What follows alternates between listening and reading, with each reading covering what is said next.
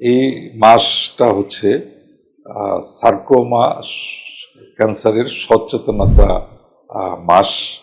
Sarcoma হচ্ছে এক ধরনের খুবই খারাপ ক্যান্সার, কিন্তু রেয়ার। এটার পরিসংখ্যানটা বলা যায় হচ্ছে সমস্ত ধরনের ক্যান্সারের মধ্যে 1% বা 1%-এরও কম। এটা হচ্ছে শরীরের যে নানান রকম যে টিস্যু আছে বা কোষ আছে বা অর্গান আছে, তার মধ্যে যেগুলো হচ্ছে আবরণী কোষ, যেমন ইপিথিলিয়াম, অথবা গ্ল্যান্ড, যেমন স্টমাক, কোলন অথবা লিভার, সেগুলোর থেকে যখন হয় তখন আমরা এটাকে কার্সিনোমা বলি।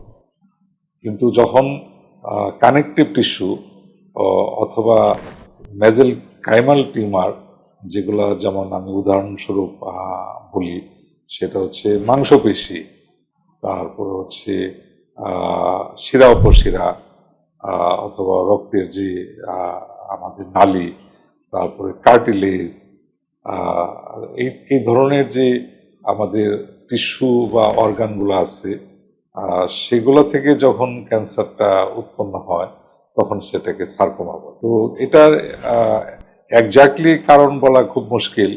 তো সাধারণত কিছু কেমিক্যাল, জিনগত কিছু সমস্যা, তারপর কিছু জেনেটিক ডিজিজ আছে অল্প কিছু, সেগুলো থেকে, এবং অনেক সময় রেডিয়েশন অথবা বিকিরণের কারণেও, বিশেষ করে বাচ্চাদের যদি কোনোভাবে বিকিরণ বা রেডিয়েশন এক্সপোজার হয়, তখন অস্টিওসার্কোমা বা সফট টিস্যু সার্কোমা হতে পারে।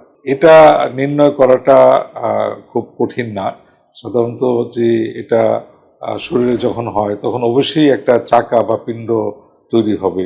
বিশেষ করে যে জায়গাগুলোর কথা বললাম, সেগুলো তো অবশ্যই একটা পিণ্ড বা চাকার মতো তৈরি হবে এবং দ্রুত এটা বাড়বে এবং ছড়ায় যাবে।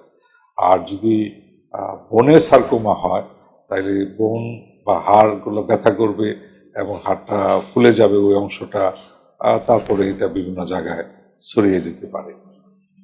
তো এটা নির্ণয় করতে গেলে আমাদের যে প্রেজেন্টেশন, একটা যদি চাকা নিয়ে আসে শরীরে, সেগুলো হয়তো পেটে ব্যথা করবে বা পিঠের দিকে ব্যথা করতে পারে, তখন আমরা ইমেজ অথবা সিটি স্ক্যান বা এমআরআই, আলট্রাসোনোগ্রাফি, এগুলো দিয়ে আমরা চাকাটা বুঝতে পারবো এবং পরবর্তীতে আমরা বায়োপসি যদি করি, টিস্যু বায়োপসি, এটা কনফার্ম করব। চিকিৎসার কথা বলি সার্কোমার।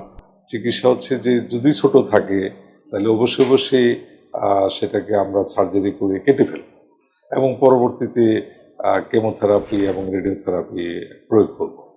আর যদি আমরা এটার প্রতিরোধের কথা বলি, একজাক্টলি প্রতিরোধ করাটা খুব কঠিন, কারণ কারণটাই তো আমরা পরিষ্কার না।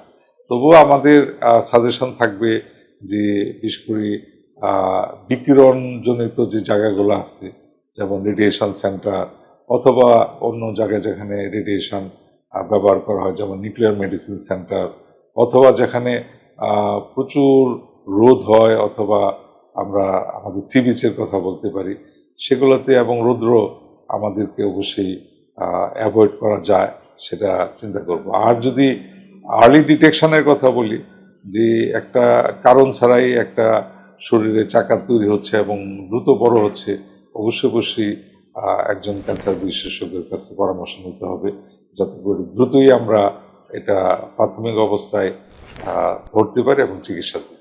আমি এই সার্কোমা সচেতন মাসে সবাইকে সার্কোমা সম্পর্কে সচেতন থাকার, এবং যদি এই ধরনের কোনো সন্দেহজনক অসুখ বা চাকা তৈরি হয়, দ্রুত যেন ডাক্তারের কাছে আসেন, সেই পরামর্শ দিয়ে সবার প্রতি শুভেচ্ছা জানিয়ে শেষ করছি। ধন্যবাদ।